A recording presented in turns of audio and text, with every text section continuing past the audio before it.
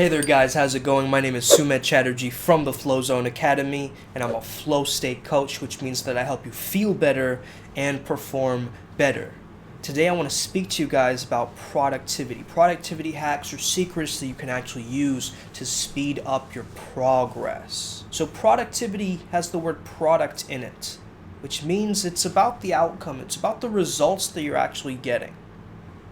So if you're just being busy for the sake of being busy, that's not productivity. We've got to differentiate, first of all, between busyness and productivity. I forgot who said this, but it was like busyness is a form of laziness. Okay? So just because you're busy being busy and doing a bunch of stuff and action faking, which means that you're like showing people on social media, I'm doing all this stuff, it doesn't necessarily mean that you're being productive. Okay, so how are you using the time in the 12 hours that you have throughout your day? How are you maintaining that time and that energy throughout the day? First thing, just basic kind of stuff that I would say in terms of productivity is time, okay? Time. And in the flow state, time distorts, as you know. So I want to tell you something called ROTI. We have ROI, okay? ROTI, I'm not talking about like roti, like eat, the Indian bread. I'm not talking about roti. I'm talking about return on time investment. Okay? So where you're putting your time, are you getting a return on that time? So once you do that work, you're getting much more time as a result of that. Okay? So how are you organizing and strategizing your days, which you are actually getting much more energy back, much more flow state back from the things that you're doing? Perhaps you might not have some kind of a movement-based practice. So you want to have at least three things, right? One is a mind-based practice, like reading a book. However, I don't read books, okay? I use books, okay? Yeah, okay, maybe once in a blue moon I'll read a book for entertainment purposes or like a comic or something. But I'm reading a book so I can actually utilize what's in that book. So maybe I'll just go to a random chapter, read some kind of golden nugget, take 1 to 3 key points from it, and then apply it in some way, implement in some way, use it in some way. Whether that's putting up a quote on social media, whether that's teaching one of my friends about it or my mastermind group, whether that's using it in a post, whether that's like just being able to take that concept and create a video like this about it, okay? So anything to implement from that one little nugget of wisdom that you get, okay? So there's no such thing as time management because you can't slow time down or speed it up unless you're actually manipulating it based on what you're feeling using the flow state, right? Time distortion, the timelessness that happens from us actually being in the present moment. However, you can actually become the master of time itself, right? Time is just going, and it's a construct, right? So time is actually an illusion. When you say time management, it actually confuses you because you can't really manage time, right? You've got to make time. It's not like you don't have time. When you start telling yourself, like, I don't have time to do that, it's not true. You just haven't made the time to do it. You haven't scheduled it in.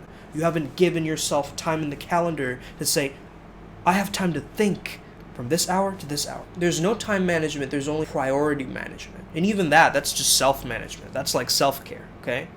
So how are you maintaining productivity within the self? How are you giving yourself the time? It's the first thing I would say. Second thing I would say, I got this from Stephen Covey. List the things that are most urgent and important to you. Oftentimes we don't prioritize using a list that we make, or maybe you don't make any lists at all, but peak performance is all about making lists and just following through on those lists, okay? So high performers, all different kinds of achievers just have lists. They have an organized format of what they're doing and what they're following, and from there they can actually maintain that level of productivity energy throughout the day, okay? Maybe there's certain distractions and things taking away your time, okay? So minimize as many distractions as you can. For instance, like you could lock your door, for instance, if you're working on a really important project. You could turn your phone off so you don't get any unscheduled calls like that just interrupt you. You could, have a blocker for certain ads as you're working on your computer. Closing different tabs as you're working on something very important, okay? Now, this kind of stuff seems like, oh yeah, that's kind of basic, but we don't do it. We actually don't follow through on that. So minimize distraction as much as you can. Set a time like, okay, this is the time right now, and maybe you're not getting the motivation, maybe you're not getting that internal drive or that push. I would remind you, what are you focusing on at that time? Are you focusing on, it's too hard, I'm not going to be able to do it on time, I'm gonna fail, what are my competitors doing? Are you focusing on that, or are you focusing on, man, I'm gonna feel so good after I do this? Wow, this is going to feel incredible after I actually accomplish this moment, right? So where are you putting your focus? If you're focusing on the negativity, you're going to get more of that, okay? If you're focusing on an optimistic byproduct or a feel-good chemical from the end of that, a reward, then it's going to change the way that you actually go about doing that thing. Discipline over motivation. Motivation just disappears after a while. But discipline, once you gain that momentum, it's going to build on top of itself. So let's say that you are doing certain activities that give you more energy. Let's say you have a yoga practice. Let's say you're practicing semen retention. Let's say that you're eating very healthy. Let's say that you're getting enough sleep. All this stuff you're doing well. But then again, one little key thing is off in terms of like you have this annoying roommate who keeps barking at you every time that you leave the dishes in the sink or something like that, right? That one event is actually taking and distracting you even further and messing up every other thing. So you need to have that conversation, that difficult confrontational conversation. And it's not confrontation, it's carefrontation to actually take care of that. Your phone is the biggest distraction, I would say, in the 21st century. And it's important to use your phone, especially, if your business relies on it, like my business relies on me using a phone, posting on Instagram, these kinds of things. I find myself sometimes in the rabbit hole, but very less, because I've kind of trained myself not to go there, unless I'm looking for some posts to like get inspired by. And maybe that itself kind of sounds like a justification, right? So what I would say is it's called a cell phone because you're in a jail cell. Okay, it's trapping you. Focus each activity as a result of your values and your goals. So if you have a purpose, if you have a brand, if you have a thing that you're doing currently, right? You've got to make sure all the activities that you do align to that. Taking out the trash, does that align to your brand? Maybe not. Sometimes, we have to do things that we don't want to do. But try and speed it up. Try and see if you can figure out a way you can get that done as well as something else in that time. So let's say you're taking out the trash, but you have an earphone in one ear feeding you knowledge or affirmations, like an audiobook as you're doing that. Okay? You run to the grocery store, but you're still, consuming information during that time. Or if you are going to the store, maybe you don't have any headphones in and you're just practicing being present to the moment and being patient. You want to be super calm and precise. What does productivity have to do with making money? Everything.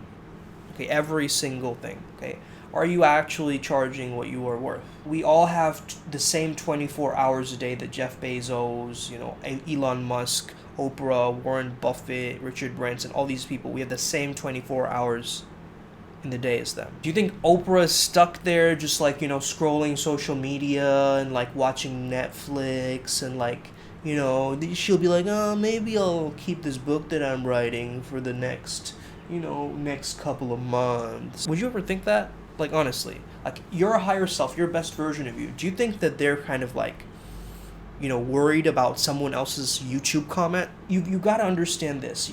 You got to ask yourself what your time is worth now and what your time needs to be worth. You've got to schedule in time for relaxation and time to think. Maybe you're burning out and you're exhausted because you're not giving yourself that time to actually do any of that. You're stuck into this hustle, push mentality, but you're not actually, giving yourself time to rejuvenate. Or maybe you're just rejuvenating too much and you're actually not pushing at all. You're getting back into a lazy pattern, or maybe you're just like, yeah, I'll do it later. You're giving yourself rationalizations and justifications and excuses. Okay? So you need to really pinpoint what is it that is a roadblock to my productivity. People in culture, they sell us performance enhancers, but the biggest performance enhancer is working with our own minds, working with our brains. You want to really, really, really double down on your strengths. You can do the VIA strengths questionnaire. I can link it in the description. Figure out what your top strength is and optimize everything to that genius zone. Okay? If you have some task you don't like doing, delegate it to somebody else if you have the money and capital to do that. Once you are not doing the stuff that you don't want to do and you're actually doing what you truly deserve and want to do, and you're aligning to your passion, you're doing it very well. Like if you're a creator and you're not creating, you're going to feel very unfulfilled. Maybe you're doing some random task for a job as a stepping stone to another job of your dream business or something like that, right? That's okay, right? You got to still breathe and take a breath and get that circulation of money going. However, at the same time, it's like you're going to feel really exhausted with like you're not acting in terms of who you truly prefer to be in your authentic self. So I've given you a lot of pieces here. I hope this helps you out. I've given you a lot of the tools of my trade as well as different techniques that you can use. One thing that I want to leave you with is another productivity technique that I learned from David Caldecott. Okay, so basically what he's suggested to me once is you want to basically pretend that you are stepping into different characters, because when we think we're doing all of these tasks by ourselves, it's overwhelming. But if, let's say you have to post on social media, you can put on the social media hat, all right, and just pretend like, all right, I'm social media Joey now, and I'm going in as that character, as that role that I'm playing. I have to do my accounting or like my finance. I put on my financier hat and I play another character named Jeff, right? My name is Jeff. And once you're Jeff, you can really fine-tune, and he has much more of a mathematical, very, very logical brain. Whereas, maybe Joey's a little bit more playful, right? So you can play all these. It kind of sounds weird, and it kind of sounds like multiple personality disorder, but hear me out here. Once you put so much pressure that I am doing everything myself, it's going to put a lot more pressure on you and your whole personality. You're going to be carrying the world on your back. Now, you don't want that. As a peak performer, you want to sort of dilute that a little bit by understanding like I'm playing these different roles and optimizing it for different situations. You're playing the role that needs to be played in that specific time. So let's say you're going and socializing, you put on your socializing hat, boom. So once you do that, it's like you can come back to the backstage, your own life, your room where you are, and you're just like, you can sort of relax there. All right, I have a book for this especially coming out called TPM, the Theatrical Plasticity Method. If you want more tools like that, like the one I gave you, I'm going to give you a lot of tools for how you can use dramatic strategies and acting techniques to actually optimize and use those techniques for better cognition, for behavior modification, as well as getting things done. If you are interested in that, shoot me a DM on Instagram, and have an amazing day. May the flow be with you and stay legendary.